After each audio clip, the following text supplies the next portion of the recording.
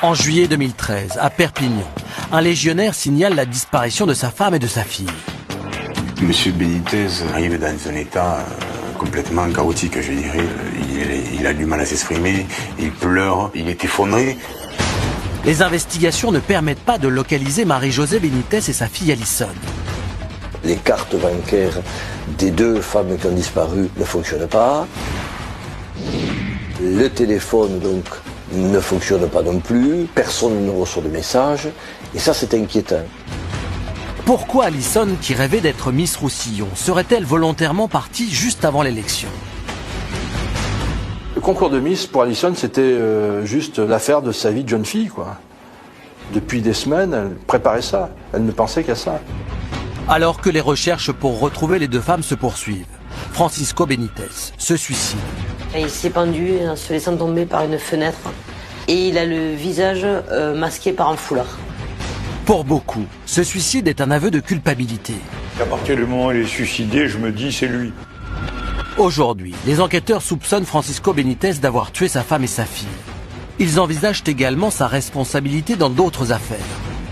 On peut se demander si, quand on est capable de tuer, on n'en a pas tué d'autres avant. L'enquête menée par la police judiciaire de Montpellier se poursuit pour établir les circonstances du drame.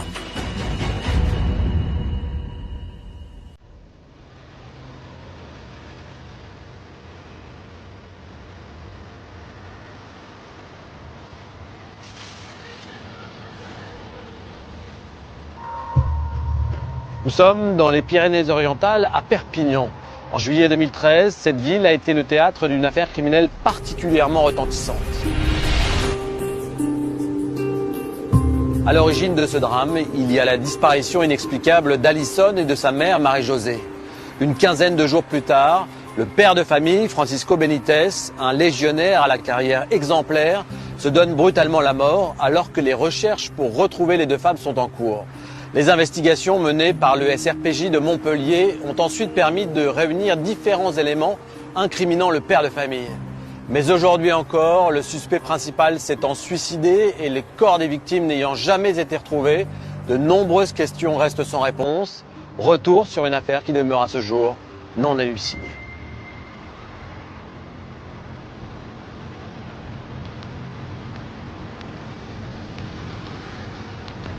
Lundi 22 juillet 2013, Francisco Benitez, militaire de 50 ans, se rend au commissariat de Perpignan pour signaler la disparition de sa femme et de sa fille. Maître Étienne Nicolo, avocat de la sœur de Marie-Josée Benitez, se souvient des débuts de l'affaire. Quand il se présente au commissariat le 22 juillet, il ne fait pas de main courante ni de plainte. Il ne dit pas aux policiers « ma femme a disparu », il dit « voilà, j'ai pas le temps d'attendre ». Il a simplement laissé son nom pour laisser une trace de son passage. Pressé, Francisco Benitez quitte le commissariat sans avoir été entendu par un enquêteur et sans avoir précisé qu'Alison, sa fille de 19 ans, et Marie-Josée, son épouse de 53 ans, avaient disparu depuis 8 jours. Le 24 juillet, des amis d'Alison, très inquiets, se rendent à leur tour au commissariat. Les policiers les entendent et décident de convoquer dès le lendemain Francisco Benitez. Franck Rovira est secrétaire départemental adjoint du syndicat de police Alliance. Il évoque le comportement du père de famille lors de sa première déposition.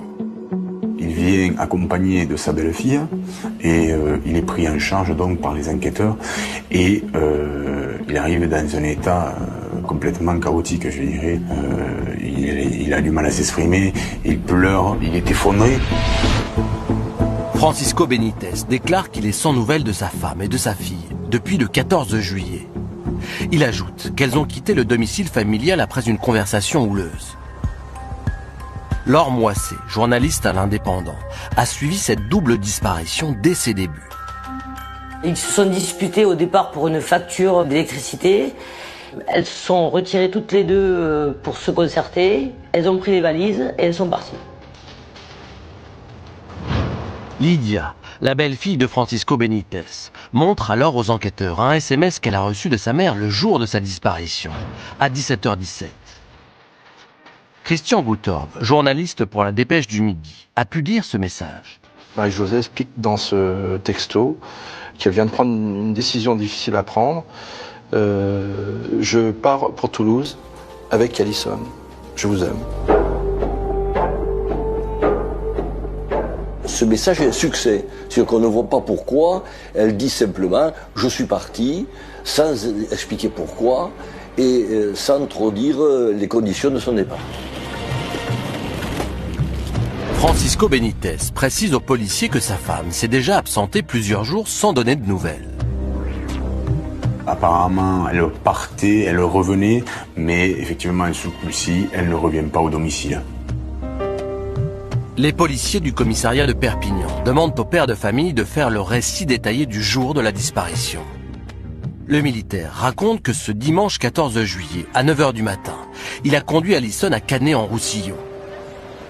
La jeune femme, candidate au concours Miss Roussillon, devait y retrouver les autres prétendantes au titre. Ce jour-là, c'est John Moujol qui est chargé de photographier les Miss. Il se souvient très bien de l'attitude d'Alison devant son objectif. Pendant cette activité, elle est complètement relâchée, complètement joviale, elle s'amuse. À midi, les candidates au titre de Miss se rendent au restaurant. Alison adopte alors subitement un comportement étrange. On remarque assez facilement qu'Alison n'est pas du tout impliquée dans la conversation. Elle est vraiment monopolisée par son téléphone et au bout d'un moment, elle nous lâche que c'est son père par SMS. Elle dit rien de plus. C'est une discussion qui la perturbe, c'est une discussion qui la dérange et c'est une discussion qui l'énerve. À 14 h, Francisco Benitez revient en voiture chercher sa fille pour la raccompagner au domicile familial. Le lendemain, l'absence de la jeune femme à une répétition au concours de Miss Roussillon va étonner tout le monde. Et à 18 h, elle n'est pas là. Et la responsable du comité Miss Roussillon s'inquiète. Elle lui envoie un texto, elle essaye de l'appeler, pas de réponse. Ils sont très inquiets parce qu'elle est très motivée pour ce concours Miss Roussillon. Elle participait à toutes les activités de préparation à ce concours qui devait avoir lieu quelques semaines après. Donc il était impensable qu'elle ne soit pas là. Impensable.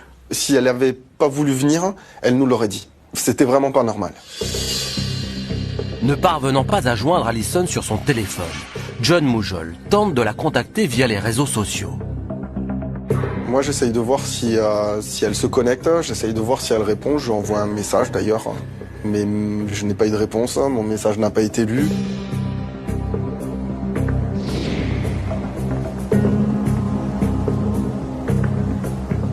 Le 25 juillet à 12 h 30, le parquet de Perpignan est informé de cette double disparition. Mais Marie-Josée Benitez et sa fille Alison étant majeures, elles ont tout à fait le droit de quitter le domicile familial sans donner de nouvelles. Leur absence peut être volontaire. Aucune information judiciaire n'est ouverte. Le substitut du procureur de la République demande cependant aux policiers de faire quelques vérifications. L'étude de la téléphonie de Marie-Josée et Alison Benitez révèle que les deux femmes n'ont pas utilisé leur portable depuis le 14 juillet 2013, jour de leur disparition. Ce qui étonne les enquêteurs, c'est que les portables de Marie-Josée et d'Alison vont s'arrêter d'émettre ou de recevoir au même moment, immédiatement après le message envoyé donc à la belle fille. Et ça, c'est surprenant parce qu'on ne voit pas pourquoi il y a une telle coïncidence dans le temps entre ce message et l'arrêt des portables. C'est à 17 h 30 que les téléphones des deux femmes ont été éteints. Poursuivant leurs premières investigations, les policiers recueillent le témoignage d'un ami d'Alison qui est venu chez elle le 16 juillet. Ce jeune homme a alors été très surpris de l'attitude de Francisco Benitez. Il sonne, pas de réponse. Une deuxième fois, il sonne. Et là, on a Francisco Benitez qui apparaît à la fenêtre du premier étage. L'ami d'Alison explique qu'ils n'ont plus de nouvelles de la jeune fille, qu'ils sont à inquiétude. Et Benitez rassure très rapidement en disant elle est partie avec sa mère à Toulouse, elles vont bien, elles sont en bonne santé, et elles ont coupé leur portable. Les enquêteurs se rendent alors au domicile familial situé au 28 de la rue Jean Richepin, dans un quartier calme et résidentiel de Perpignan. Francisco Benítez est présent et assiste aux investigations. Il découvre rien de particulier. Tout est en ordre. On va dire plutôt globalement bien rangé, sauf le bureau, où là tout est enfoui. Benítez a une explication simple. J'ai cherché dans les papiers pour savoir s'il n'existait pas un document qui permettait d'éclairer la future destination de ma femme et de ma fille.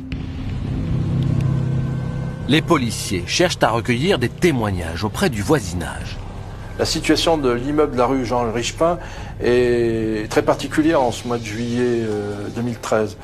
Depuis le 13 juillet, c'est-à-dire depuis la veille, les voisins sont partis en vacances. Donc ça veut dire que Francisco Benítez est tout seul, enfin la famille Benítez en tout cas, est tout seul dans cet immeuble. Personne n'a vu Alison et sa mère quitter la maison le 14 juillet. Et l'enquête de voisinage ne donne rien d'important. Personne n'explique qu'ils auraient entendu des cris, personne ne donne d'éléments qui permettent d'orienter l'enquête. Le mystère de la double disparition reste entier. À ce stade des investigations, le départ volontaire demeure l'hypothèse privilégiée. Les enregistrements des caméras de vidéosurveillance de la ville sont réquisitionnés, notamment celles à proximité de la gare. Comme elles n'ont pas le permis ni l'une ni l'autre, la piste la plus probable, c'est qu'elles aient pris le train. Donc toutes les vérifications ont été faites à la gare de Perpignan.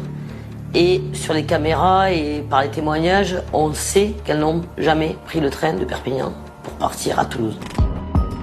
Les enquêteurs étudient ensuite les comptes bancaires des deux femmes. Mais aucun mouvement d'argent n'est constaté depuis le jour de leur disparition. C'est-à-dire que les cartes bancaires des deux femmes qui ont disparu ne fonctionnent pas.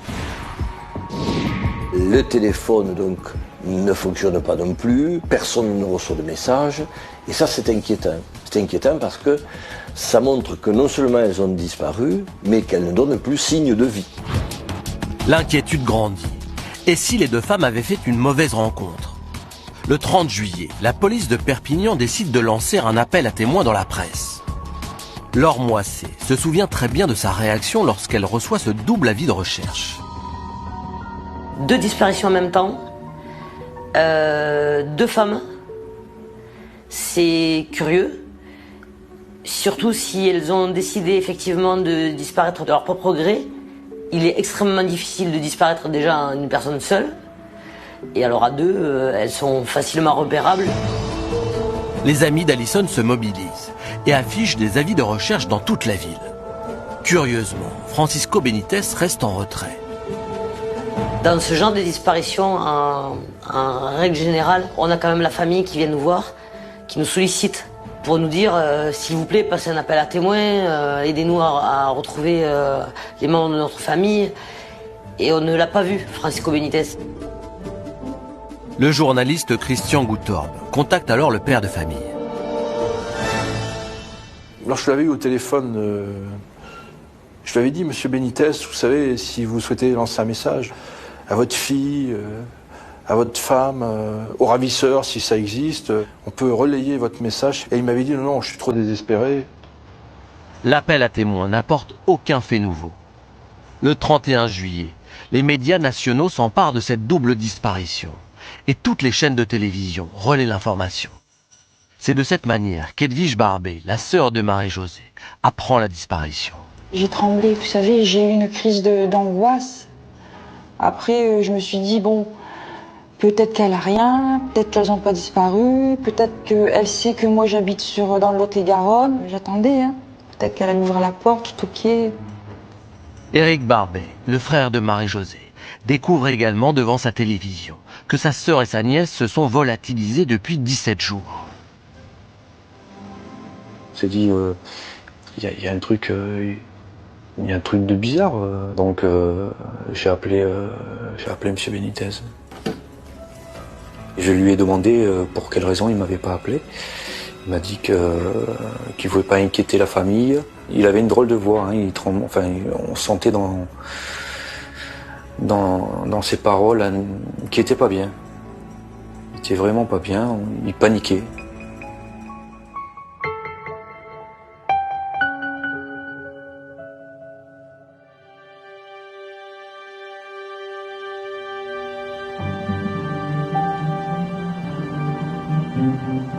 À la fin du mois de juillet, cela fait 15 jours que Marie-Josée et Alison Benitez ont disparu. Pourtant, on a le sentiment, Jean-Marc, que l'absence des deux femmes n'alerte pas particulièrement les enquêteurs. En France, chaque jour, on signale une bonne centaine de disparitions au service de police et de gendarmerie. La plupart de ces disparitions, l'immense majorité d'entre elles, sont des disparitions volontaires, des disparitions d'adultes et sont très temporaires. Les enquêteurs sont donc là, devant une situation somme toute assez banale. Un père de famille qui signale la disparition de sa femme et de sa fille après une dispute conjugale. Les enquêteurs n'ont aucune raison de remettre en doute sa parole, d'autant que ces dires sont confirmés par sa belle-fille, qui est la fille aînée de sa femme. Les enquêteurs ont découvert que les téléphones portables de Marie-Josée et d'Alison ont été désactivés au même moment et que les cartes bancaires des deux femmes n'ont pas été utilisées depuis leur disparition. Ce sont tout de même des éléments inquiétants. Non, pas nécessairement. On peut imaginer que Alison et Marie-Josée sont parties volontairement et qu'elles savent, comme tout le monde, que pour éviter d'être localisées et retrouvées rapidement, il faut éviter de se servir et de sa carte bancaire et de son téléphone portable. Quelques jours après les disparitions, Francisco Benitez et sa belle-fille ont découvert en ouvrant le courrier de Marie-Josée que cette dernière touchait chaque mois 1 080 € d'allocation chômage, alors qu'elle avait pourtant dit à son mari qu'elle ne percevait aucun revenu. Cette découverte, qui a été portée à la connaissance du service enquêteur, accréditerait l'idée d'un départ volontaire. Marie-Josée a très bien pu économiser ces sommes d'argent sous forme d'argent liquide pour éviter précisément d'avoir à utiliser sa carte bancaire. Le 30 juillet 2013, les enquêteurs diffusent par voie de presse un appel à témoins. Rapidement, les journalistes qui s'emparent de l'affaire vont s'étonner du comportement de Francisco Benitez. Non seulement le légionnaire a tardé à signaler les disparitions, mais il ne participe pas aux recherches. Qu'est-ce que vous pensez de l'attitude du père de famille ? Ce comportement peut paraître suspect, mais d'un autre côté, si sa femme l'a réellement quitté, on peut très bien comprendre que l'adjudant-chef Benitez n'ait pas envie de passer aux yeux de tous pour un mari délaissé. Au moment où Alison disparaît avec sa mère, elle participe à la préparation du concours de Miss Roussillon. Pour tous ceux qui la connaissent, il est impensable qu'elle ait pu renoncer à cette compétition à laquelle elle tenait tant. Ça, c'est un élément effectivement très troublant, surtout si on y ajoute que la vie de recherche n'a rien donné. On sait que ces deux femmes qui ne sont pas titulaires du permis de conduire sont obligées d'utiliser les transports en commun. Elles auraient dû attirer l'attention de témoins, d'autant qu'Alison est une très jolie fille qui ne passe pas inaperçue. Je m'étonne honnêtement que personne ne les ait vues. Pour en savoir davantage, les policiers vont maintenant se pencher sur l'existence de Marie-Josée et d'Alison. Ils veulent comprendre qui sont les deux femmes et ce qui aurait pu les pousser à disparaître sans donner de nouvelles. Les enquêteurs découvrent l'existence discrète de Marie-Josée Benitez. Christine Livolsi, sa meilleure amie, évoque son caractère très réservé. Marie, c'est une fille très sympathique, très calme, très douce. Elle ne parle pas beaucoup de sa vie, de ses soucis. Marie-Josée vit une enfance difficile à Féron dans le nord de la France. Les absences répétées de sa mère l'obligent à s'occuper de sa petite sœur. Ma sœur, elle m'a élevée quand j'étais plus jeune. C'est elle qui me levait le matin. On a fait beaucoup de choses ensemble. À 17 ans, Marie-Josée donne naissance à Lydia, sa première fille. 2 ans plus tard, naît un garçon. Mais Marie-Josée se sépare très rapidement du père de ses enfants. Elle multiplie alors les relations amoureuses conflictuelles et éphémères. À 28 ans, la jeune femme a 4 enfants de 3 pères différents. 2 filles et 2 garçons qu'elle élève seule, avec l'aide de sa mère. Maître Laurent Epailly, avocat des 2 filles de Marie-Josée, Roxane et Lydia, évoque son existence chaotique. Ce serait une femme à la morale douteuse, non, c'est sans doute une femme qui s'est trompée souvent, ou qui a été trompée souvent par les différents pères. Vous faites les enfants avec qui vous pensez pouvoir les faire, et puis malheureusement ça se révèle pas toujours être la bonne personne. En 1988, Marie-Josée quitte le nord de la France et part s'installer à Marseille, en espérant trouver une vie meilleure. Pour subvenir aux besoins de ses 4 enfants, elle travaille la nuit comme hôtesse dans un bar. C'est là qu'elle rencontre Francisco Benitez en 1989, un légionnaire d'origine espagnole, que l'on surnomme Paco.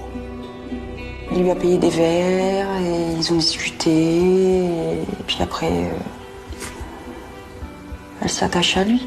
Elle est séduite par cet homme qui est légionnaire et ils vont s'installer ensemble assez rapidement. Pour maître Philippe Capsier, avocat d'Éric Barbet, ce légionnaire arrive dans la vie de Marie-Josée comme un sauveur. C'est une nouvelle vie qui s'offre à elle. Vous imaginez quelqu'un avec une histoire familiale compliquée, se marier avec un militaire, c'était quelque chose d'inimaginable. Elle a donc trouvé auprès de M. Benitez un point d'ancrage et une sécurité qu'elle n'avait jamais connue auparavant. Francisco Benitez semble être l'homme idéal, celui qui rend enfin Marie-Josée heureuse. J'ai trouvé gentil, poli, doux. Il avait l'air d'aimer ma sœur. C'était des petits mots doux, c'était... il y avait toujours un geste tendre. Peu de temps après avoir emménagé avec Francisco Benitez, Marie-Josée va subitement couper les ponts avec sa famille. Sa sœur Edwige finira par en comprendre les raisons. Paco voulait faire du balayage sur l'entourage à ma sœur, pour l'avoir qu'à lui, tout seul. Et chacun a tracé son chemin, comme elle a tracé le sien. Moi j'ai fait le mien, mon frère a fait le sien. À cette époque, Francisco Benitez s'occupe des 2 filles de Marie-Josée, Roxane et Lydia. Les 2 garçons, en revanche, entretiennent des relations conflictuelles avec leur mère et leur beau-père. Le 24 mai 1994, Marie-Josée donne naissance à une petite fille. L'arrivée d'Alison, née de son amour avec Francisco Benitez, est pour elle un bonheur absolu. La relation entre Alison et Marie-Josée Benitez était de nature fusionnelle. Elles partageaient leur journée et étaient ensemble 24 heures sur 24. Alison, c'était sa vie, quoi. C'était même trop ami, quoi, presque. En octobre 2006, Francisco Benitez, alors qu'il est en poste à Mayotte, épouse Marie-Josée. Quelques années plus tard, Alison, consciente que sa mère souffre d'avoir rompu avec son passé, reprend contact avec son oncle sur les réseaux sociaux. Éric Barbet renoue alors avec sa sœur, après 20 ans de séparation. C'est moi qui ai frappé à la porte et Marie-Josée est venue ouvrir et je me souviens, elle sortait de la cuisine et tout lui est tombé des mains. Puis ça a été des pleurs, des tremblements. C'est très très émouvant.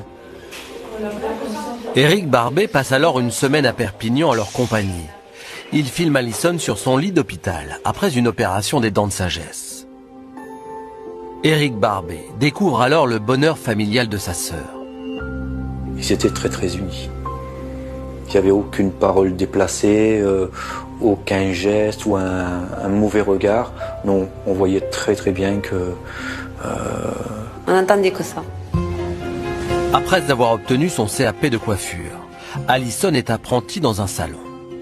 Mais la jeune femme a l'esprit ailleurs. Elle rêve de devenir Miss France. Elle décide donc de participer à l'élection de Miss Roussillon.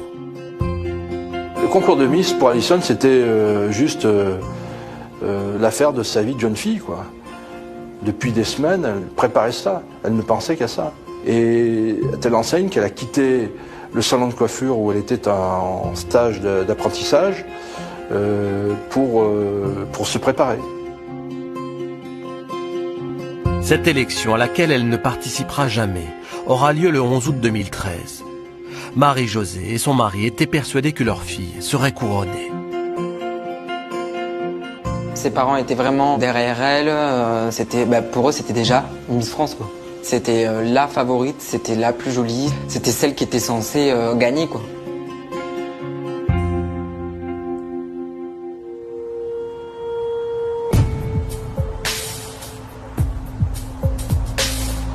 Le jeudi 1er août 2013, les policiers de Perpignan convoquent une nouvelle fois Francisco Benitez. Cela fait maintenant 17 jours que Marie-Josée et Alison ont disparu. L'audition du légionnaire n'apporte aucun élément nouveau. Il répète que sa femme et sa fille ont quitté le domicile conjugal sans lui préciser où elles comptaient aller. Le père de famille exprime également son inquiétude et son incompréhension. Le procureur de la République demande alors qu'une perquisition complète du domicile familial soit effectuée et que des investigations soient menées pour mettre à jour d'éventuelles traces de sang nettoyées. À 12h30, Francisco Benítez rentre chez lui. Plusieurs journalistes sont déjà postés devant son domicile, dans l'espoir d'obtenir une interview.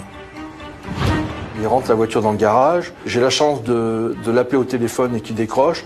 Donc pendant 2 minutes, il va m'expliquer que globalement, il est totalement désespéré, effondré, qu'on lui a certainement enlevé sa famille, que ce qu'il vit est dramatique. Il pleure au téléphone, puis ensuite il raccroche. À 14h30, des enquêteurs de la police judiciaire de Perpignan arrivent au 28 de la rue Jean Richepin. Ils sont rejoints par des policiers et des techniciens de l'identité judiciaire du SRPJ de Montpellier. Ensemble, ils débutent la perquisition de l'appartement occupé par la famille Benítez. Le logement, situé au premier étage, se compose d'un grand salon, de 3 chambres, d'un bureau et d'une véranda avec terrasse. Toutes les pièces sont fouillées en présence de Francisco Benítez. Aucun élément suspect ne retient l'attention des enquêteurs. Il n'y a pas dans l'appartement de traces de sang qui montreraient qu'effectivement il s'est passé quelque chose. Les techniciens de scène de crime pulvérisent alors du Blue Star, un procédé chimique permettant de mettre en évidence des traces de sang invisibles à l'œil nu.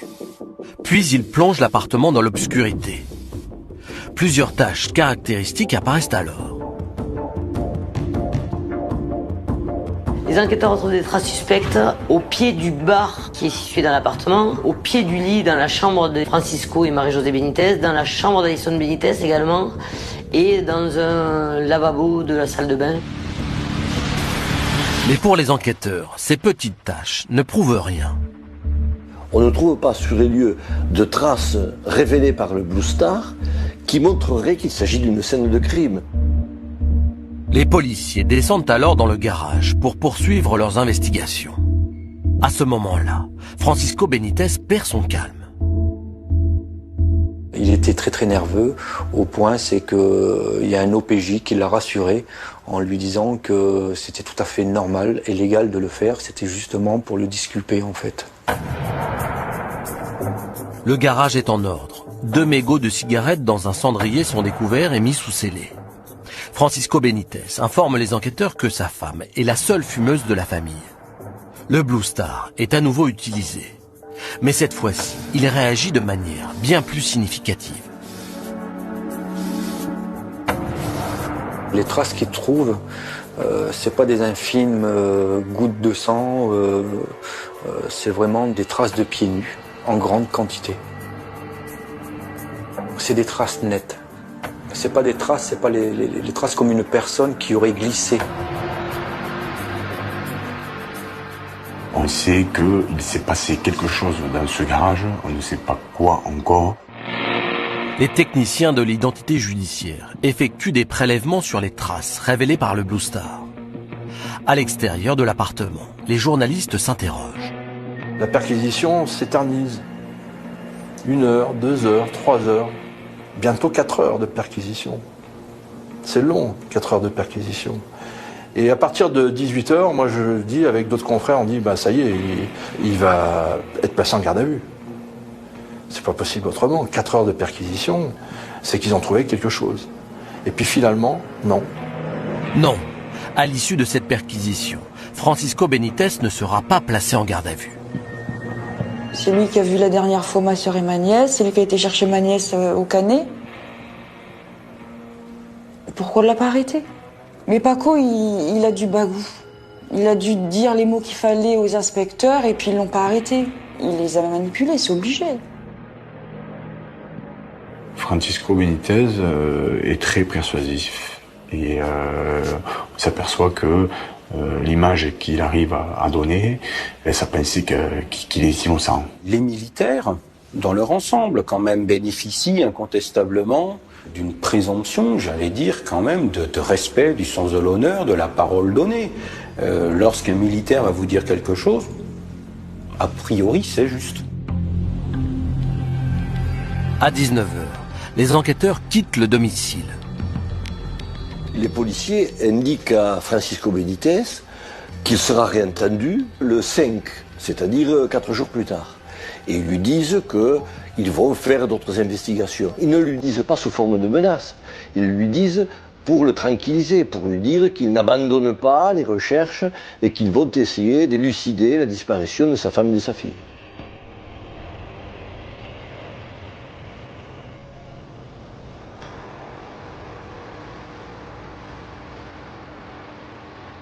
À l'issue de la perquisition et des investigations réalisées par les techniciens de l'identité judiciaire, les policiers quittent le domicile familial de la rue Richepin. Des traces de sang ont été révélées chimiquement et pourtant Francisco Benitez n'est pas placé en garde à vue. Est-ce que cela vous étonne? Oui, moi je crois qu'à ce moment-là de l'enquête, j'aurais décidé sans aucun état d'âme d'une mesure de placement en garde à vue. Garde à vue pour essayer d'obtenir des explications un peu plus détaillées sur les circonstances des disparitions de Marie-Josée et d'Alison, et garde à vue pour essayer d'obtenir des explications sur les traces révélées par le Blue Star dans le garage et dans l'appartement. Mais à la décharge des enquêteurs, il faut savoir que le Blue Star ne révèle pas forcément des traces de sang humain. Il pourrait s'agir de traces de sang animal. Et puis aussi, et surtout, le Blue Star peut créer ce qu'on appelle des faux positifs, surtout sur des surfaces qui ont été nettoyées à l'eau de Javel pure. En un mot, et pour être clair, le Blue Star réagit de la même manière en présence de sang ou d'eau de Javel. Pour les avocats des filles de Marie-Josée Benitez, si le légionnaire n'a pas été placé en garde à vue, c'est que sa parole de militaire lui assurait une crédibilité supérieure à celle des civils. Est-ce que vous comprenez ce point de vue? Non, ça n'a aucun sens. La culture de l'enquête, le fondement de l'enquête, c'est le doute. Et les enquêteurs mettent en doute aussi bien la parole d'un militaire que celle d'un SDF, la parole d'un ministre que celle d'un curé. En ce qui concerne le placement en garde à vue, seuls bénéficient d'un statut particulier les diplomates, les sénateurs, les députés et le président de la République. Ce statut leur confère ce qu'on appelle une immunité. En quittant l'appartement de la rue Richepin, les policiers informent Francisco Benitez qu'ils vont l'entendre une nouvelle fois 4 jours plus tard. Pourquoi ce délai et surtout pourquoi avoir averti le légionnaire? J'ai le sentiment qu'encore à ce moment-là, les policiers ne sont pas totalement convaincus de l'origine criminelle de ces 2 disparitions. Ils ont du mal à imaginer que Francisco Benitez ait pu tuer sa fille Alison. Tout le monde le décrit comme un père adorant sa fille unique, comme un père la vénérant presque. Mais surtout, je pense qu'ils ont été pris de court par les traces révélées par le Blue Star et dans le garage et dans l'appartement. Ils veulent se donner un peu de temps pour élaborer une nouvelle stratégie. Le vendredi 2 août 2013, une information judiciaire est ouverte par le parquet de Perpignan pour recherche des causes des disparitions. Le SRPJ de Montpellier est saisi de l'enquête. Un des premiers actes demandés sera la mise sur écoute de Francisco Benitez. On sent bien que les policiers espèrent obtenir de nouveaux éléments avant l'audition du légionnaire prévue le lundi 5 août. Le samedi 3 août 2013, Francisco Benitez fuit le domicile familial pour échapper à la médiatisation de l'affaire. Depuis 2 jours, bien entendu, la rue Jean Richepin était devenue une sorte de club de la presse. Enfin, en tout cas, il y avait beaucoup de journalistes qui étaient sur place, qui guettaient ses allées et venues, bien entendu. Et au moins, la caserne, il était tranquille, puisque à partir du moment où il passait la porte d'entrée, il faisait ce qu'il voulait. Le dimanche 4 août, Éric Barbet, le frère de Marie-Josée, arrive à Perpignan accompagné de sa femme. À 18h, Francisco Benitez vient les chercher en voiture à leur hôtel. Il est angoissé, il est perdu, c'est les tremblements, c'est des pleurs. Il me dit là je craque, j'en peux plus. Ils sont tous en train de me montrer du doigt. On essaye de comprendre et de le soutenir en même temps. 1 heure plus tard, Éric Barbet et son épouse quittent le légionnaire. Ils le rappellent ensuite dans la soirée pour lui manifester une nouvelle fois leur soutien. Il me dit non, tout va bien, maintenant que tu es là, ça me rassure un peu, on se voit demain, ça va beaucoup mieux. À 23h30, Francisco Benitez est aperçu par un de ses voisins, sortant du domicile familial de la rue Jean Richepin en tenue d'apparat. Le légionnaire retourne alors à la caserne. Dans la nuit, il envoie de son bureau un mail à son colonel. Il demande à ce que l'on se souvienne de lui comme il était légionnaire avant. Alors avant la disparition ou avant ce qu'il a pu faire, on ne sait pas.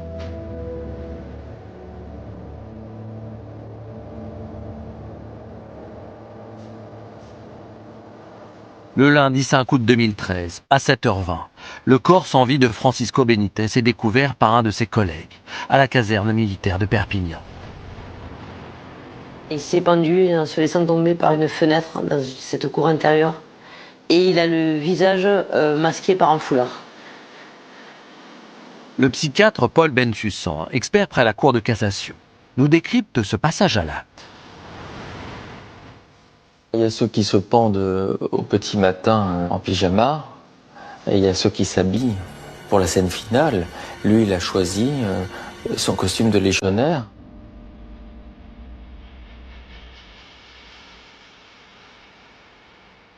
Il y a un souci de prestance, il y a un désir de paraître jusque dans l'esthétique du geste.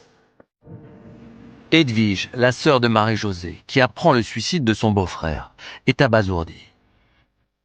C'est pas le style de mec à se suicider. Parce que Paco, c'est un homme fort. C'est pas le style à baisser les bras comme ça du jour au lendemain. C'est pas son style du tout. Je dis, c'est un combattant. Les policiers préviennent également Éric Barbet du décès de Francisco Benítez. Ce dernier se rend immédiatement à la caserne. Il fait alors une déclaration aux journalistes. Il était à bout.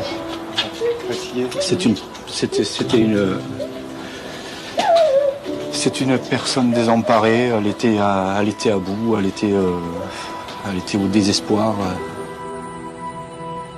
Éric Barbet lance à sa sœur Marie-Josée, disparue avec Alison depuis 3 semaines, un appel désespéré. Où que tu sois, appelle-moi. Je suis à Perpignan. On est dans l'attente. On attend. Le maire de Perpignan, Jean-Marc Pujol, est informé du suicide du légionnaire. Cette nouvelle est pour lui un véritable choc. À partir du moment où il est suicidé, je me dis c'est lui. Quand on a sa femme et sa fille qui s'en vont, on les recherche, là je me dis il y a quelque chose quand même qui me paraît trouble. Il y a une contradiction entre le désir de retrouver ces gens-là et s'éliminer. Un homme dans l'attente anxieuse de savoir ce que sont devenus sa femme et sa fille ne se suicide pas. Même s'il est injustement soupçonné. Il se bat, il proteste, il attend de savoir. Francisco Benítez s'est suicidé alors qu'il devait être réentendu par les policiers. Il devait également assister ce lundi 5 août 2013 à une nouvelle perquisition du domicile familial. Il sait que les taux se resserrent autour de lui. Il sait qu'il ne pourra pas garder le poids de ce secret. Et il pense que ce coup-ci, tout est perdu.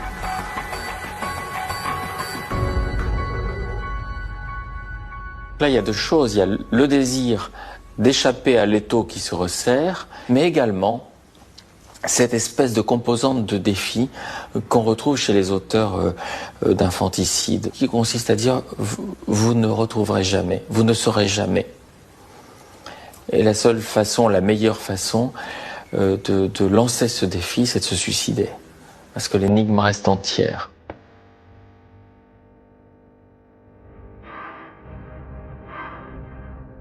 Quelques heures après le suicide de Francisco Benítez, une information judiciaire est ouverte pour recherche des causes de la mort.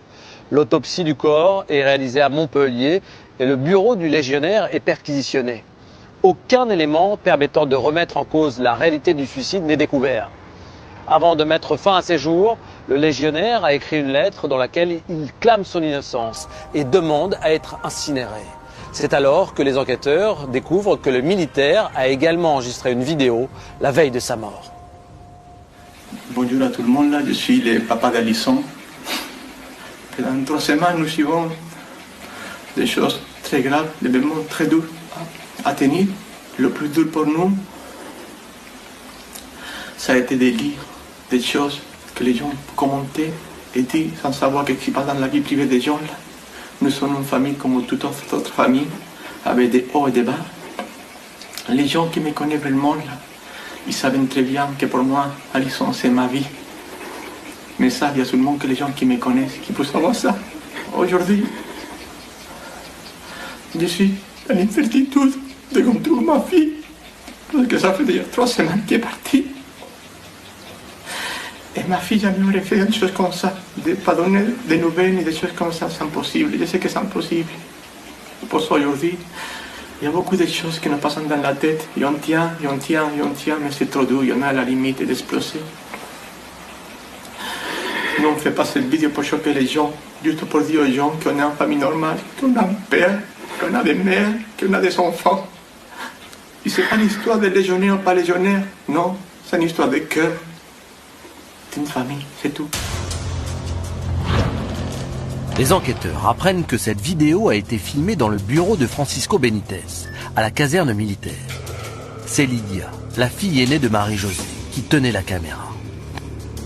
Quelques heures après l'enregistrement, le légionnaire a contacté la journaliste de Paris Match, Pauline Lallemand. Il m'envoie un texto en me disant je vais vous donner une vidéo et des photos de ma fille. Rendez-vous est pris à 17h, place Catalogne, à Perpignan. J'ai du mal à le reconnaître sur le coup parce que j'avais déjà eu des photos de lui où il était plus imposant. Là, je le vois amaigri et il me demande de rentrer. On ne me dit pas un mot. Je sens que l'ambiance est très très pesante et qu'il ne faut pas parler à ce moment-là. Francisco Benítez roule quelques minutes puis se gare dans une petite ruelle, à l'abri des regards. Il sort alors une tablette et fait visionner à la journaliste son témoignage. Je suis le papa d'Alison. En se regardant, ils font encore en larmes. Tout ce qu'il y a dans la vidéo, il me le redit et avec intensité, presque pour me convaincre aussi à ce moment-là. Le légionnaire a également apporté plusieurs photos. Il m'a donné une vingtaine de photos de sa fille et il n'y a pas une seule photo de sa femme. Et à chaque fois que je prononce le prénom de Marie-Josée, il me dit non, on n'en parle pas. Il ne veut pas parler de sa femme. Le militaire insiste alors auprès de la journaliste pour que cette vidéo soit diffusée dans la soirée sur le site internet du magazine Paris Match. Elle est mise en ligne quelques heures plus tard, mais passe totalement inaperçue. Ce n'est qu'après l'annonce du suicide, le matin du 5 août, lorsque les journalistes cherchent des informations sur Francisco Benítez, qu'ils découvrent cette vidéo sur internet. Elle va alors tourner en boucle sur tous les médias. Il avait bien préparé son coup, son départ, et il avait un plan précis. Il l'a exécuté comme on exécute des ordres à l'armée.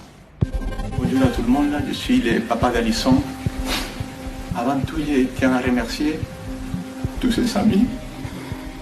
On a un homme larmoyant, sans doute trop, dont l'émotion semble théâtralisée. Je ne dirais pas qu'il clame son innocence, je dirais qu'il sue d'angoisse et qu'il s'évertue à répéter sans arrêt ces mots qui n'ont pratiquement pas de sens. Nous sommes une famille normale. Famille normale, normale, normale. C'est étrange de prendre à témoin le public, non pas pour dire son inquiétude ou pour clamer son innocence, mais pour afficher sa normalité. Alison, c'est ma vie. L'incertitude de qu'on trouve ma fille. Parce que ça fait déjà 3 semaines qu'elle est partie. Si on analyse le texte de cette vidéo, on est frappé par le fait qu'il ne parle que de sa fille et pas ou très peu de sa femme. Mais émotionnellement, si on fait un tout petit peu moins attention au contenu et qu'on regarde globalement cette vidéo, ce qui est frappant, c'est qu'il ne parle que de lui. Et on tient, mais c'est trop dur, il y en a à la limite d'exploser. Avec son suicide, Francisco Benítez passe dans cette affaire du statut de témoin principal à celui de suspect numéro 1. La vidéo a l'effet contraire de celui qu'il escomptait. C'est-à-dire qu'alors qu'il explique finalement qu'il n'y est pour rien, qu'il souffre, tout le monde a le sentiment que ça n'est pas clair et qu'au contraire, s'il fait cette vidéo, c'est parce que précisément il a quelque chose à se reprocher.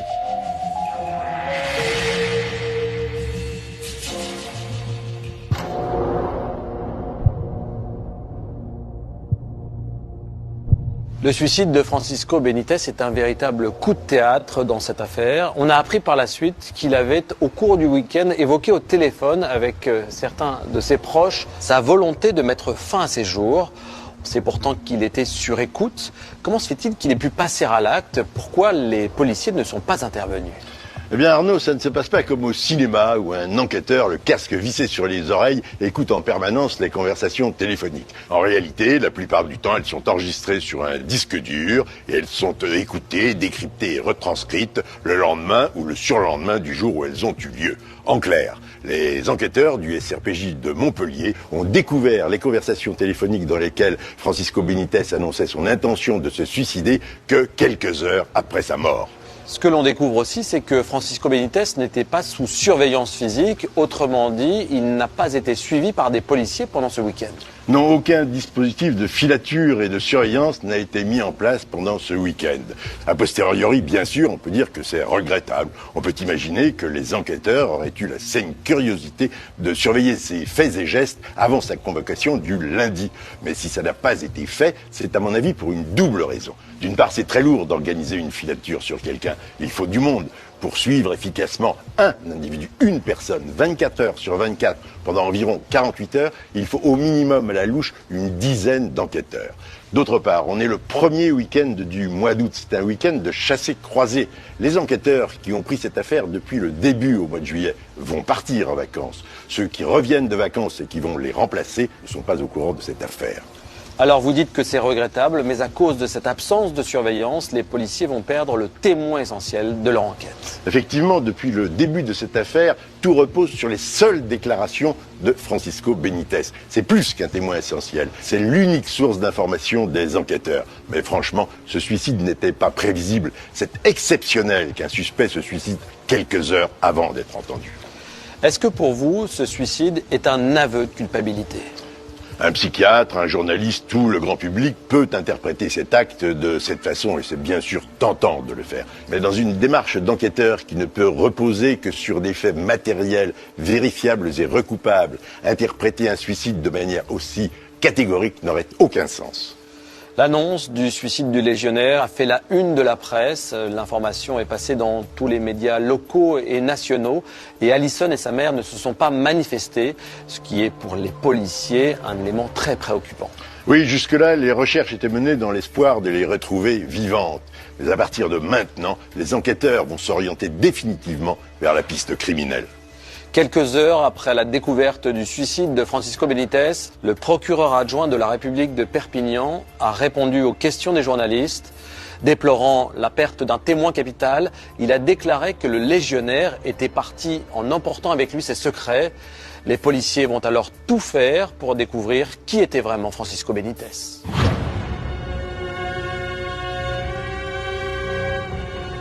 Issu d'une fratrie de 5 enfants, Francisco Benítez est né en 1963 à Algeciras, en Andalousie. À 23 ans, il s'engage dans la Légion étrangère espagnole. Il coupe alors les ponts avec sa famille. On ne sait rien de son enfance, on ne sait rien des rapports qu'il pouvait avoir avec ses frères et sœurs ou avec ses parents, on ne sait rien des motifs qui l'ont amené à s'engager dans la Légion étrangère. Donc on a en fait un grand vide sur la vie de M. Benítez avant son engagement dans l'armée.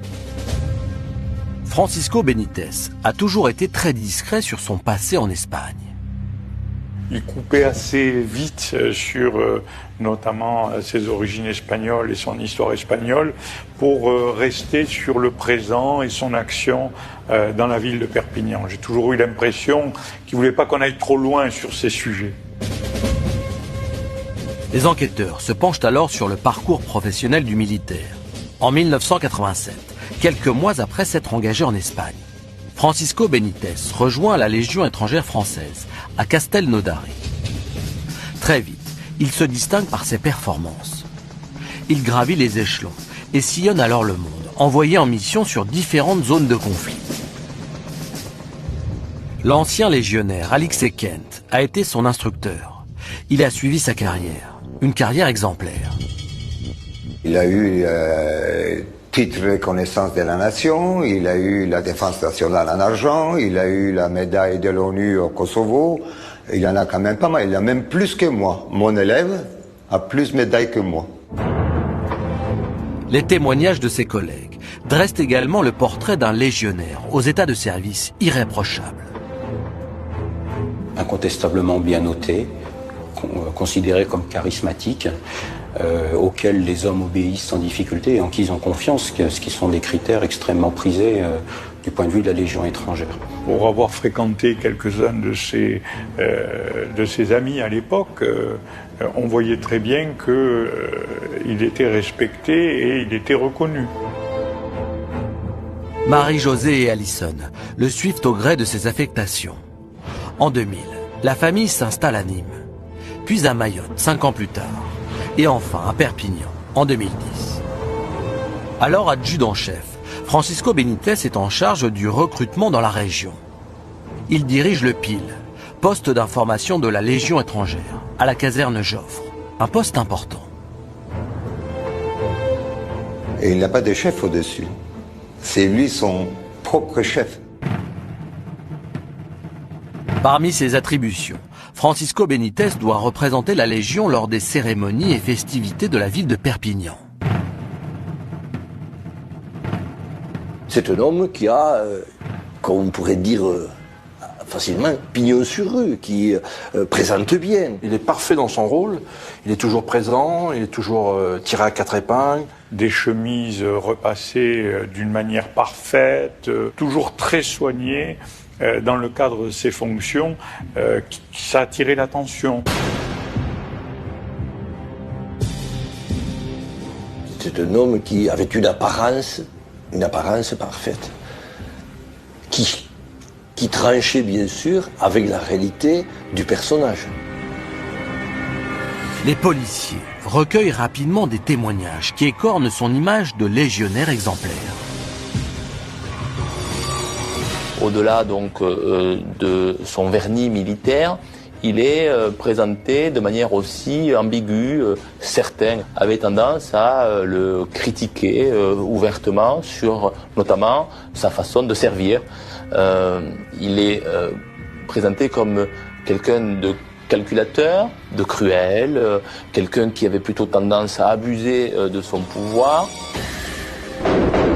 Les enquêteurs se penchent ensuite sur la vie personnelle de Francisco Benítez. En fouillant, on s'aperçoit que Benítez n'est pas vraiment très présent dans sa famille.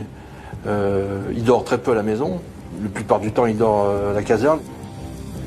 Les investigations révèlent que son épouse, Marie-Josée, souhaite divorcer depuis quelques mois. Les policiers découvrent que le couple est au bord de la rupture depuis Noël 2012, date à laquelle Alison fait une terrible découverte. Alison aurait fouillé dans le portable de son père et aurait trouvé un message d'une maîtresse de Francisco Benítez et en aurait parlé à sa mère. Ce qui aurait déclenché des disputes dans le couple et la décision de se séparer.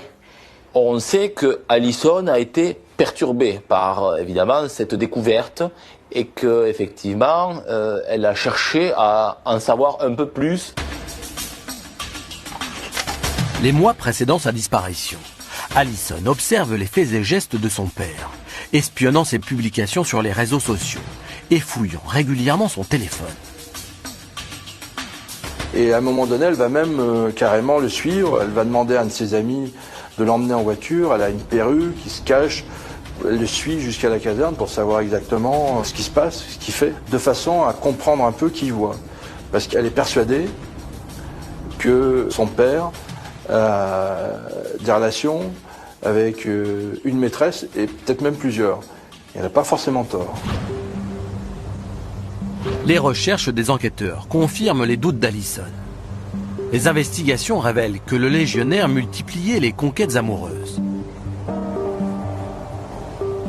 Il en avait à peu près entre 6 et 10. En même temps. Je pense qu'à la limite, il devait être malade. Il y en a partout. Il y en a à Paris, 2 à la Légion, il y en a en Espagne. C'est des femmes mariées, c'est des femmes qui rencontrent sur des sites internet de rencontres. Il joue aussi de sa posture de légionnaire, de son grade, de ses origines espagnoles. Il a ce regard ténébreux, il parle bien, il est attentif. C'est quelqu'un de très romantique dans son approche. Il écrit des lettres, il envoie des colis en signant votre légionnaire. Le docteur Paul Bentussan analyse ce besoin de séduction. Si je séduis, si je conquiers, je m'assure à tout moment du fait que je peux susciter de l'estime et de l'affection, et je garde sur le feu, si j'ose dire, des femmes qui vont prendre soin de moi et qui vont tenir à moi. Il y a avant tout, à mon avis, dans ce comportement de séduction, une insécurité affective majeure. Les multiples infidélités de Francisco Benítez ont brisé la relation fusionnelle qui l'unissait à sa fille. À chaque fois qu'ils avaient une petite pointe d'engueulade, elle n'hésitait pas à lui dire va t'occuper de tes maîtresses, ne t'occupe pas de moi, maman elle est là. À un moment donné, elle était méchante, elle lui parlait mal, elle avait la haine.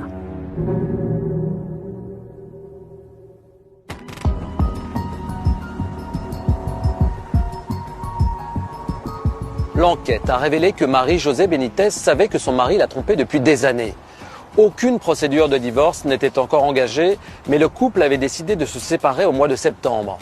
Les policiers comprennent que derrière le légionnaire aux états de service irréprochables se cachait un individu dissimulateur, un père de famille qui menait une double vie. Ils engagent alors de nouvelles investigations dans le but d'établir l'emploi du temps de Francisco Benítez depuis le jour de la disparition de sa femme et de sa fille. Les policiers épluchent les relevés bancaires du légionnaire. Ils découvrent alors une trace d'achat surprenant, effectuée le 16 juillet, soit 2 jours après la double disparition. Il achetait une bâche, il achetait du javel en grande quantité, ce qui laisse à penser que la bâche aurait pu servir pour faire disparaître momentanément les corps et le javel pour faire un nettoyage intensif du lieu où les crimes auraient pu être commis.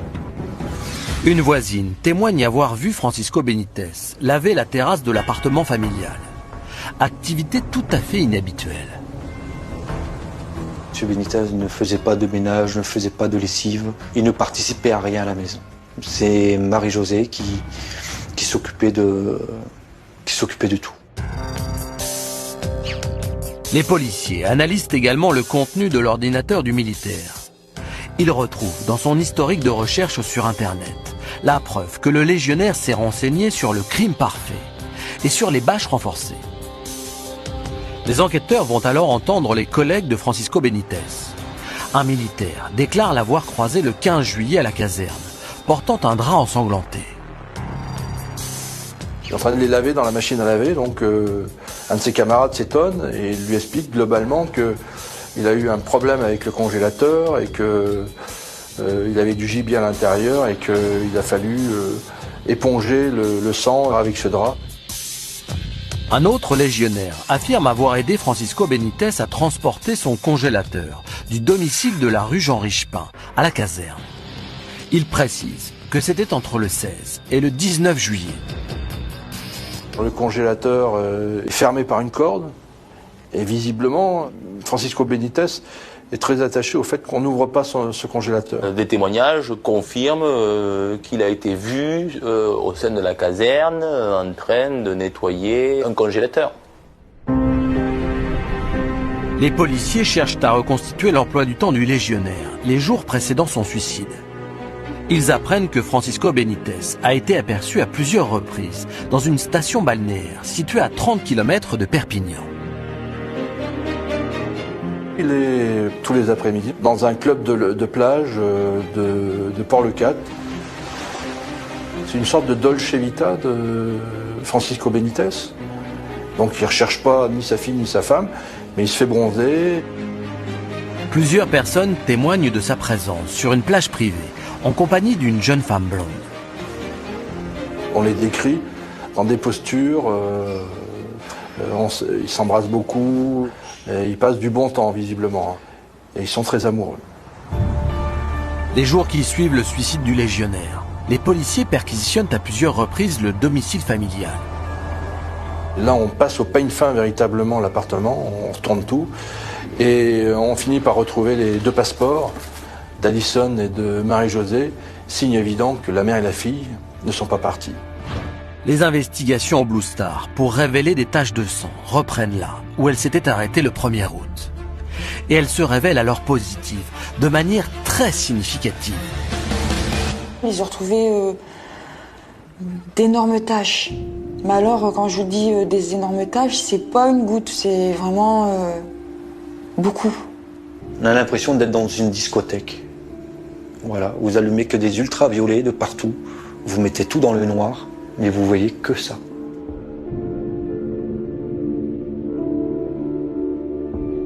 De l'appartement jusque dans le hall d'entrée, le couloir qui mène au garage, sur toute la partie du garage qui fait quand même 18 mètres de longueur. Il y en a même sur les murs, sur les portes. C'est impressionnant. Ça renvoie à l'image d'une boucherie. Il y a eu un drame. Le 7 août, une perquisition est réalisée à la caserne.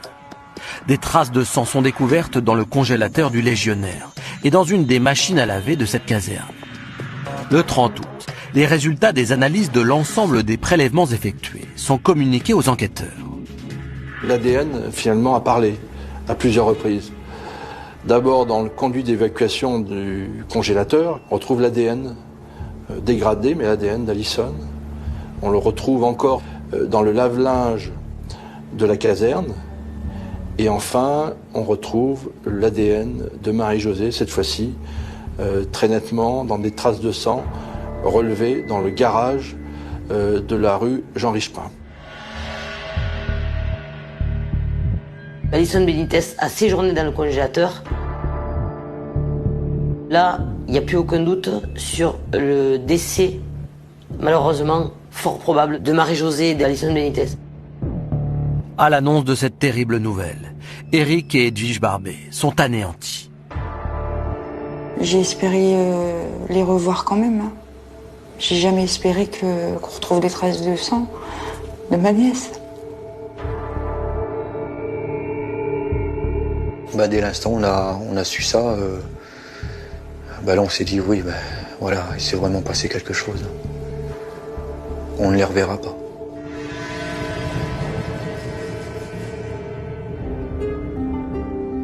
Le 3 septembre 2013, le procureur de la République de Perpignan clôture l'information pour recherche des causes des disparitions de Marie-Josée et d'Alison Benitez. Le même jour, une nouvelle information judiciaire est ouverte, mais cette fois-ci pour assassinat. Les enquêteurs sont maintenant persuadés que les deux femmes ont été tuées et suspectent Francisco Benitez d'avoir commis les meurtres. Un homme appelle alors spontanément le commissariat de Perpignan. Il déclare que son ex-épouse, qui a eu une liaison avec Francisco Benitez, a disparu du jour au lendemain en 2004. Cette femme s'appelle Simone de Oliveira Alves et elle n'a jamais été retrouvée. Les policiers cherchent alors à en savoir plus sur cette affaire.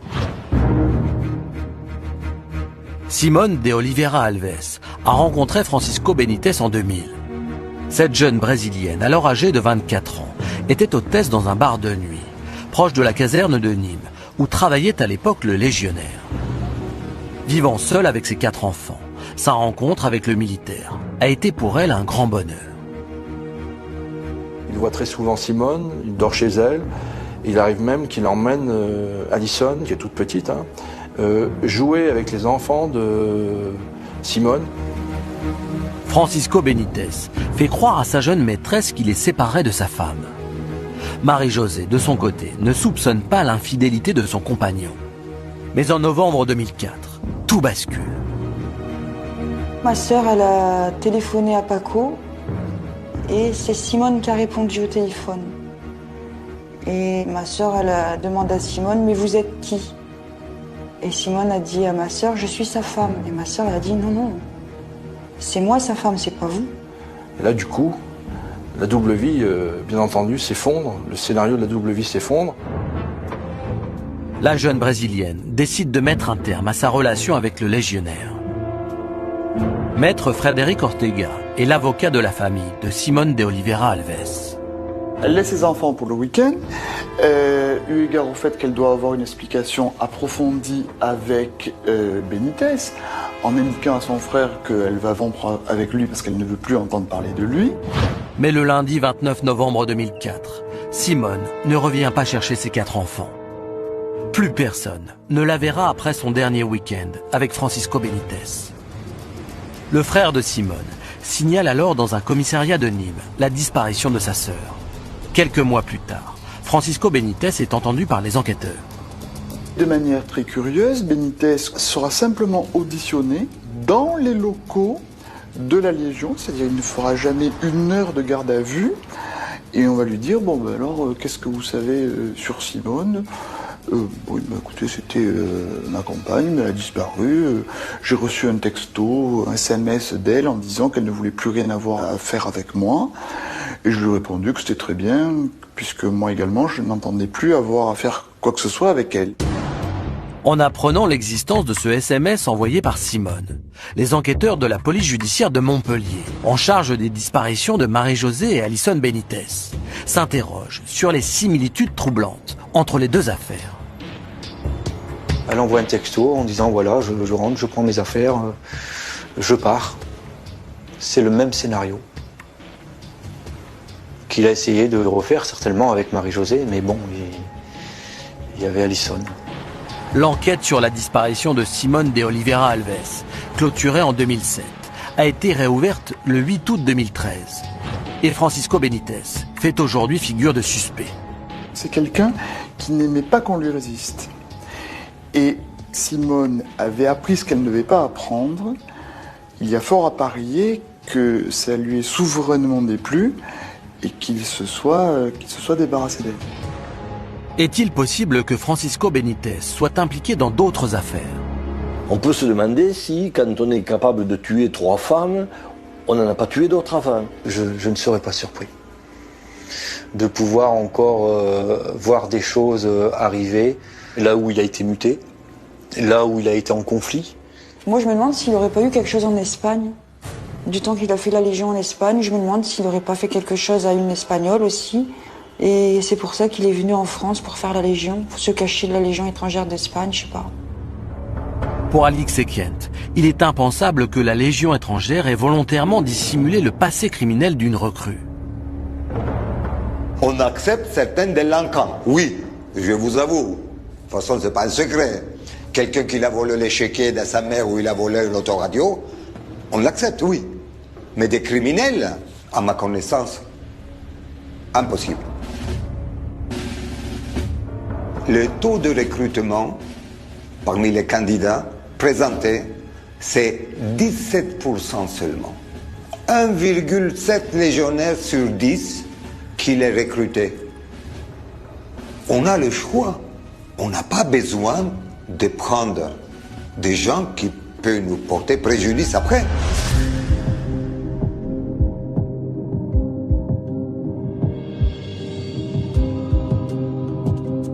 On est frappé, Jean-Marc, par les nombreux points communs qui existent entre les parcours de vie de Simone de Oliveira Alves et de Marie-Josée Benítez, et bien sûr par les circonstances semblables de leur disparition. Oui, c'est vrai. Simone et Marie-Josée ont rencontré Francisco Benítez à un moment particulièrement difficile de leur vie. Ce sont toutes les deux des mères célibataires qui sont un peu paumées, qui travaillent dans des bars de nuit. Elles sont facilement tombées dans les filets de Benítez. Il a su les séduire par son charisme, son bagou, de son apparence, de son côté rassurant, de son côté protecteur. C'est un peu comme dans la chanson d'Edith Piaf, Mon légionnaire. Et puis il y a un autre point commun qui est essentiel. C'est au moment où elle décide de le quitter que toutes les deux disparaissent. Comment expliquez-vous que la police ne se soit pas plus intéressée à Francisco Benítez au moment de la disparition de Simone de Oliveira Alves? Le légionnaire a su convaincre les enquêteurs qu'il s'agissait d'une disparition volontaire.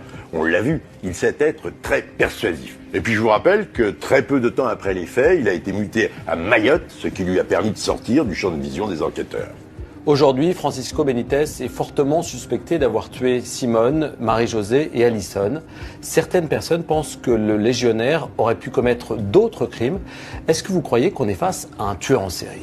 Ce qui est sûr, c'est que le profil de Francisco Benítez ne correspond pas à l'archétype du tueur réitérant, qui bien souvent est un prédateur sexuel qui choisit sa proie au hasard. Mais bien sûr, on peut s'interroger sur son implication dans d'autres affaires criminelles.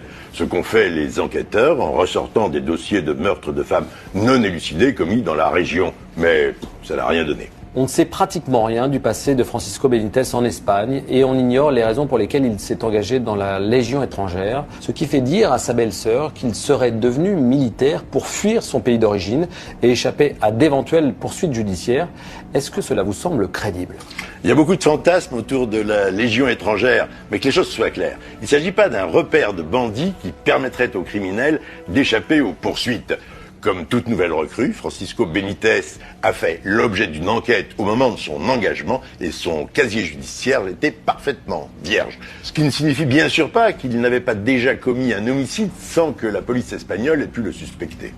Parallèlement à ces différentes investigations, les policiers du SRPJ de Montpellier ont poursuivi leurs recherches sur les disparitions de Marie-José et Alison Benítez. Et à partir des éléments obtenus au cours de leur enquête, ils ont tenté d'établir le scénario de la séquence criminelle. Que s'est-il passé ce dimanche 14 juillet 2013 ? Les policiers savent que Marie-José n'a plus répondu à son téléphone à partir de 13h. Ils sont persuadés qu'elle a été tuée la première, dans la matinée, pendant que sa fille Alison était sur la plage pour préparer son concours de Miss. Une violente dispute entre Francisco Benítez et sa femme serait vraisemblablement à l'origine du drame. Je pense que c'est monté un peu plus dans les tours et que Marie-José, à ce moment-là, l'a menacée de dire ce qu'elle savait s'il ne la laissait pas partir. Est-ce qu'elle n'allait pas révéler cette histoire de Simone Oliveira, que peut-être elle était au courant et qu'elle voulait le signaler à la police ? Et c'est là que Paco est parti en rage et qu'il lui a fait quelque chose. Ce serait donc après avoir tué son épouse que Francisco Benítez est allé chercher sa fille, qui déjeunait avec les candidates au titre de Miss Roussillon. Grâce à l'étude de la téléphonie du légionnaire et de celle d'Alison, les policiers savent qu'ils sont arrivés rue Jean Richepin vers 14h30. À partir de 14h34, les SMS que reçoit Alison restent sans réponse. Je pense que Alison a essayé de savoir au retour au domicile où elle était sa mère. Qu'Alison a fait une crise de nerfs et que je pense que là il y a eu certainement plus une lutte avec Alison qu'avec Marie-José. Les enquêteurs étudient le cheminement dessiné par les traces de pas qui ont été révélées sur le palier d'entrée de l'appartement, dans l'escalier du petit immeuble et dans le garage. C'est là où ils émettent l'hypothèse qu'Alison s'enfuit et est rattrapée dans le garage. À partir de là, son instinct de militaire, je dirais, a pris le pas sur son instinct de père. Et il avait fait le pas de trop. Il devait en finir. Vu la quantité de sang, je pense qu'Alison a plus souffert que sa mère. Mais comment expliquer l'acte infanticide de ce père, qui de la vie de tous, adorait sa fille ? L'angoisse d'abandon avec la rupture imminente, l'incapacité à supporter la rupture l'ont rendu extrêmement dangereux, c'est-à-dire prêt à faire disparaître l'auteur de sa souffrance. Les liens ici amoureux volent en éclats et même le lien de l'amour paternel ne résiste pas. C'est-à-dire que plutôt que de voir s'éloigner ce que j'aime, je préfère les anéantir. Les investigations ne permettent pas d'établir comment les deux victimes ont été tuées. En l'absence de corps, il est impossible de répondre à cette question. Les policiers mettent alors tout en œuvre pour découvrir où Francisco Benítez a caché les cadavres de sa femme et de sa fille. On s'aperçoit qu'entre le 14 et le 19 juillet, le téléphone de Francisco Benítez s'est trouvé, puisqu'on a pu le localiser, à de nombreuses reprises dans la région de Leucate et à des moments de la journée inhabituels, c'est-à-dire par exemple la nuit.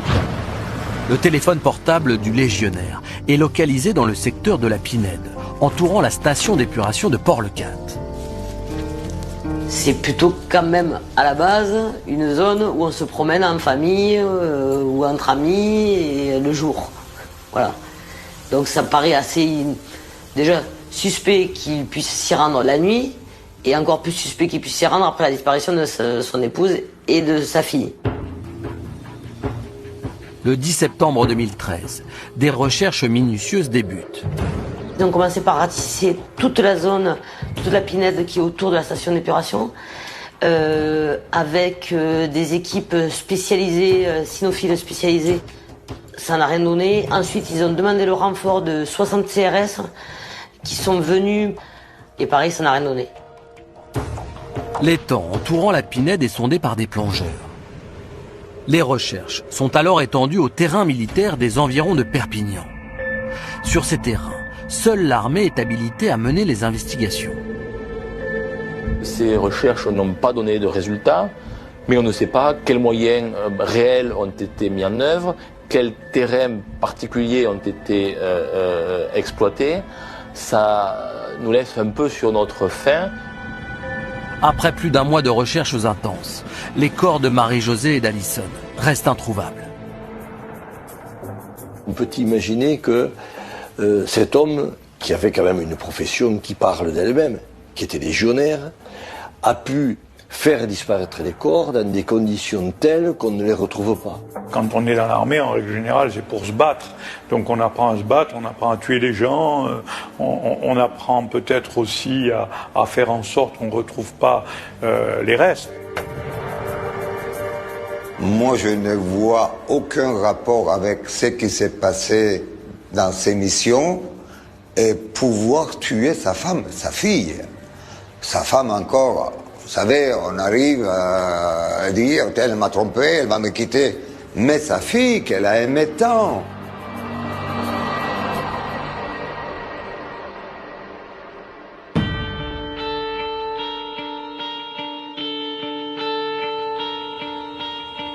Les enquêteurs s'interrogent sur la façon dont Francisco Benítez a réussi à nettoyer la scène de crime et à sortir de chez lui les corps de sa femme et de sa fille avant de s'en débarrasser sans attirer l'attention de témoins. Ils se posent alors la question d'une complicité éventuelle. L'entourage personnel et professionnel du légionnaire se retrouve au centre de leurs investigations. Il y a des gens qui sont suspectés de l'avoir aidé, peut-être sans savoir ce qu'il avait fait, ou en le sachant, non pas peut-être de l'avoir aidé au moment des crimes, mais de l'avoir peut-être soutenu après. Les policiers s'intéressent tout d'abord à la jeune femme blonde, en compagnie de laquelle Francisco Benítez a été aperçu sur la plage de Leucate, quelques jours après les disparitions. Les investigations permettent d'identifier Maria Teresa, une Espagnole, mariée et vivante à Barcelone. Entendue par les enquêteurs, elle admet avoir été la maîtresse du légionnaire. Elle reconnaît également être venue à Perpignan les 19 et 20 juillet et avoir alors passé la nuit rue Jean Richepin, chez son amant. Et à ce moment-là, Francisco Benítez lui aurait affirmé que sa femme et sa fille étaient parties pour quelques jours et ne rentreraient que le lundi suivant. Donc ce qui fait, et c'est ce qu'elle raconte, elle explique très bien qu'elle ne s'est pas inquiétée. La nuit précédant son suicide, Francisco Benítez a contacté à plusieurs reprises sa maîtresse. Mais les écoutes téléphoniques ne révèlent aucun élément suspect. Il apparaît clairement que Maria Teresa n'est pas impliquée dans les disparitions de Marie-Josée et d'Alison. Les enquêteurs se penchent alors sur l'entourage professionnel de Francisco Benítez. Aucun légionnaire se présente spontanément dans les services de la PJ pour dire des choses qu'il aurait entendues ou vues. Effectivement, les témoignages relatifs aux agissements suspects de Francisco Benítez, à savoir le transport de son congélateur et la lessive du drap ensanglanté, n'ont été recueillis qu'après le suicide du légionnaire. De manière générale, les secrets restent gardés. L'armée, c'est la grande muette, c'est pas pour rien. Les préceptes existent, chaque légionnaire est ton frère, tu lui dois assistance, et puis surtout c'est une grande famille, c'est vrai. Ça me touche beaucoup parce qu'en sachant sur la Légion, je ne crois pas, c'est très difficile à s'imaginer qu'une affaire aussi importante que l'affaire Benítez quelqu'un de l'armée pu lui aider et garder un silence. Pour moi, c'est impensable. La Légion étrangère ne s'est jamais exprimée publiquement sur cette affaire. Edwige Barbet est persuadée que les légionnaires dissimulent encore des informations essentielles. Je veux juste que ça parle. Qu'on puisse au moins respirer pour ma famille. Aujourd'hui, aucun élément d'enquête ne permet d'affirmer que Francisco Benítez a bénéficié de la complicité d'un de ses collègues.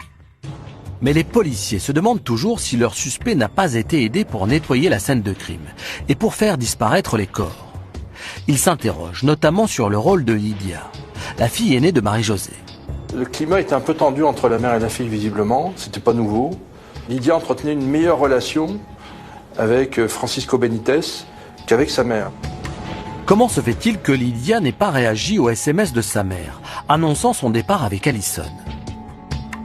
Elle n'appelle pas du tout sa mère. C'est ça qui est quand même assez inquiétant. Elle a essayé de joindre sa mère le 17 juillet, pas avant. Pour maître Laurent Epailly, l'avocat de Lydia, le comportement de sa cliente s'explique aisément. La possibilité d'un divorce est quand même posée, voire actée depuis un certain temps. Et je crois qu'il y a dans son esprit une situation qui est sans doute de non-retour, où le fait que sa maman puisse décider de partir, de s'éloigner du domicile conjugal est quelque chose qui est tout à fait crédible. Éric Barbet ne comprend pas l'attitude de sa nièce. Pourquoi elle l'a pas appelé pour lui dire « Maman, écoute, dors à l'hôtel. Comme demain je viens en vacances pour une semaine, on va pouvoir en discuter, on va pouvoir...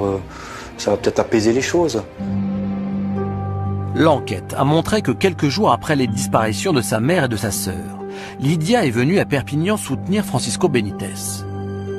Lydia m'a dit qu'elle avait dormi effectivement à la caserne, mais qu'ils n'avaient pas parlé du départ de Marie-Josée. Ça, je ne comprends pas. Il y a des questions qu'on est obligé de poser. On essaye de savoir qu'est-ce qui s'est passé. Ou alors, il y a des choses qu'il lui a dit. Il y a eu des confidences qu'elle ne veut pas révéler. Le samedi 3 août, la jeune femme a passé la nuit avec son beau-père, dans son bureau de la Légion étrangère. Vous imaginez dormir à la Légion, il n'y avait qu'un matelas de 2 personnes. Elle le dit, c'est pas moi qui le dis, c'est elle. Il y avait un matelas de 2 personnes. Donc elle a dormi avec Paco dans le même matelas. Elle le considère comme quelqu'un qui a pris la place du père, hein, parce qu'il est présent, parce qu'il est affectueux, parce que c'est un homme qui s'occupe d'elle, tout simplement, oui. C'est un père de substitution, incontestablement. C'est lui qui pourvoit aux besoins de la famille, pour l'essentiel, et y compris sur le plan affectif. Et donc, oui, on a franchi le cap, on l'appelle papa, oui. Bonjour à tout le monde, là, je suis le papa d'Alison. Le lendemain matin, dimanche 4 août, Lydia a filmé le témoignage de son beau-père. Je pense que de son point de vue, M. Benítez lui a présenté cette vidéo comme nécessaire pour pouvoir être diffusée et éventuellement apparaître aux yeux de sa maman. Et qu'elle a pensé de bonne foi que c'était une possibilité d'aider au retour de sa mère et d'Alison, puisqu'il n'était pas question dans son esprit que celle-ci soit décédée à cette époque-là. Je veux dire à tous les journalistes que l'instruction est en cours. Ce même jour, la belle-fille de Francisco Benítez a également enregistré un message à l'adresse de sa mère et de sa sœur. Et je veux surtout dire à ma maman et à Alison qu'elle donne un signe de vie.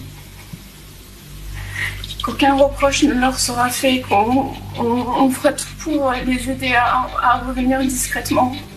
Le fait qu'elle soit là avec lui peut marquer dans l'esprit des gens une forme de complicité quelconque. En attendant, il n'y a pas d'éléments au dossier, il n'y a pas de poursuite, il n'y a pas d'instruction ouverte à son égard et il n'y a absolument pas l'ombre d'une preuve de rien du tout. Tout le mal qui a été dit nous touche au plus profond avec tout ce que nous vivons. Je trouve que c'est une fille qui est chouette. Mais elle est vraiment bouleversée. Chaque fois qu'elle vient, elle pleure, quoi. Aujourd'hui, Lydia et sa sœur Roxane refusent toujours de croire à la culpabilité de leur beau-père. Elle n'oublie pas que M. Benitez, c'est quelqu'un qui s'est comporté comme leur père. Elle n'oublie pas qu'Alison est la fille de M. Benitez. L'hypothèse qu'il serait responsable de la mort de ces deux personnes leur paraît extrêmement difficile à concevoir. Parce que d'un côté, la raison commande que ce serait le cas, mais le cœur le refuse. Lydia et Roxane n'ont pas souhaité répondre à nos questions. Elles m'ont institué porte-parole parce qu'elles ont... je pense qu'elles ont surtout le sentiment qu'elles ne seraient pas comprises. Parce qu'elles n'ont pas cette position tranchée qu'ont les autres membres de la famille. Aucune des hypothèses n'est satisfaisante moralement pour elles.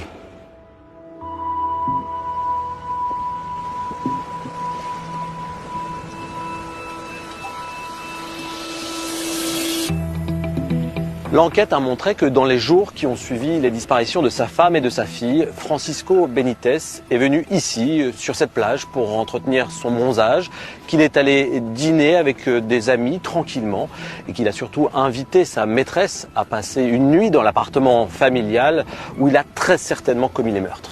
D'abord, ça prouve qu'à ce moment-là, il s'est débarrassé des corps. Ça prouve également qu'il a nettoyé la scène de crime, c'est-à-dire l'appartement, mais ça prouve surtout qu'il n'éprouve aucun remords. On est face à ce que les psychiatres appellent un pervers narcissique, c'est-à-dire quelqu'un qui est entièrement tourné vers lui-même, qui n'éprouve aucune empathie. C'est quelqu'un qui joue avec les autres, un peu comme le chat joue avec la souris. On sait qu'un légionnaire a aidé Francisco Benitez à transporter son congélateur et qu'un autre l'a vu laver un drap ensanglanté au sein de la caserne. Aucun de ces deux hommes n'a témoigné spontanément. Pensez-vous que Francisco Benitez ait pu bénéficier d'une complicité de la part de ses camarades de la Légion étrangère? Non, je ne pense pas que ces deux légionnaires aient cherché à couvrir en quoi que ce soit les agissements de leurs collègues. Je pense simplement qu'ils se sont comportés en militaires. C'est-à-dire qu'ils ont attendu que les policiers leur posent des questions pour y répondre. Or, les auditions n'ont commencé qu'après le suicide de Benitez. Vous savez, Arnaud, dans l'armée, on ne devance pas les ordres, on y répond. Est-ce que vous pensez que Francisco Benitez se soit confié à un de ses frères d'armes? Non, sincèrement, je ne le crois pas, et pour une simple et bonne raison. Francisco Benitez a été engagé sur de nombreux théâtres d'opérations militaires. Il a fait la guerre du Golfe, il a combattu en ex-Yougoslavie, au Tchad, en Centrafrique. Il a vaincu depuis bien longtemps ce tabou absolu qui est de donner la mort. Donc depuis bien longtemps, il n'a aucun besoin de se confier, de s'épancher. La question du soutien de la belle-fille de Francisco Benitez se pose également. Elle était en sa compagnie le week-end qui a précédé son suicide et sa présence aux côtés de son beau-père lors du signalement des disparitions a permis d'accréditer la thèse du départ volontaire d'Alison et de Marie-Josée. Je ne crois pas une seconde dans la complicité de sa belle-fille. Je crois au contraire que Benitez s'est servi d'elle. Il l'a manipulée, notamment en envoyant ce soi-disant SMS en provenance de sa mère, lui annonçant son départ à Toulouse. C'est une victime collatérale de Benitez. Elle ne peut pas imaginer que celui qu'elle a connu à 12 ans, que celui qui l'a élevé, que celui qu'elle aime comme un père ait commis de tels actes. Les affaires criminelles dans lesquelles les corps des victimes ne sont pas retrouvés gardent toujours une part de mystère. Ce double homicide sans cadavre et sans procès du suspect aujourd'hui décédé restera à jamais non élucidé. Faut-il tout de même, selon vous, continuer les recherches ou est-il temps de clôturer cette instruction? Ce qui est sûr, c'est qu'à défaut de procès, il n'y aura jamais de vérité judiciaire. Mais je pense néanmoins que les investigations pour retrouver les corps d'Alison et de Marie-Josée doivent se poursuivre. Leur découverte pourrait peut-être permettre d'éclaircir certaines zones d'ombre sur les circonstances des meurtres, de lever les doutes que certains pourraient encore avoir et d'apaiser la souffrance des familles.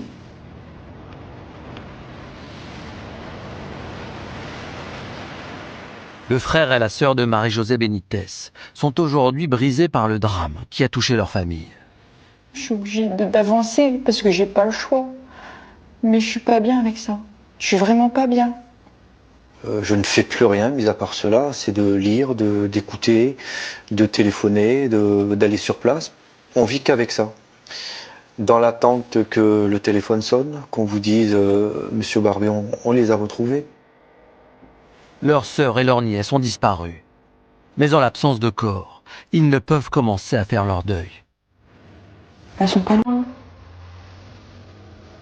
Je vais les trouver, moi. Je vous assure que je vais tout faire pour les trouver. Même si je me mets en danger, je m'en fous, mais je retrouverai ma sœur. Ce sera peut-être le hasard, ce sera peut-être un hasard. Peut-être des chasseurs, peut-être les enquêteurs, mais je suis persuadé qu'on les retrouvera. Seul un nouveau témoignage permettrait de lever totalement le mystère sur cette double disparition. On ne peut pas non plus exclure que des personnes se manifestent en faisant, j'en sais rien, évoluer leurs déclarations.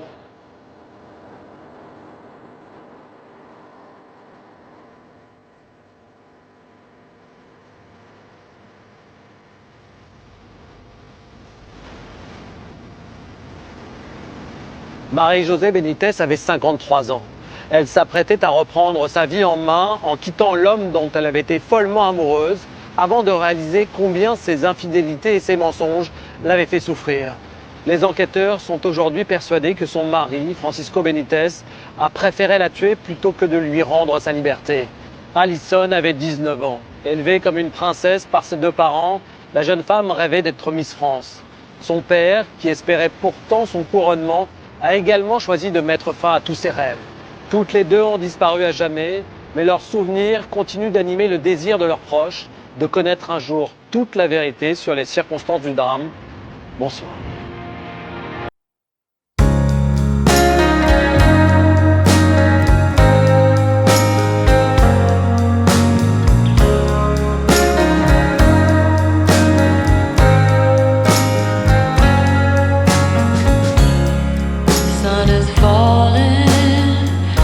Speed in the black, nobody driving, we're in the back.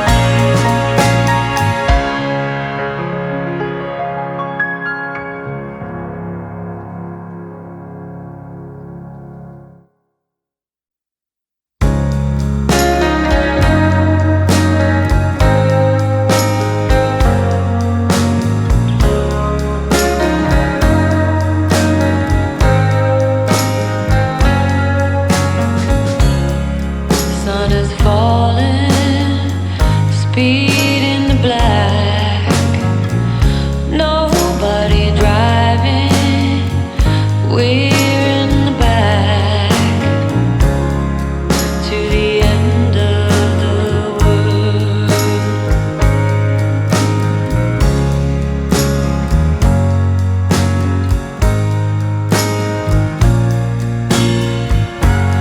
Tides will rise, tides will fall.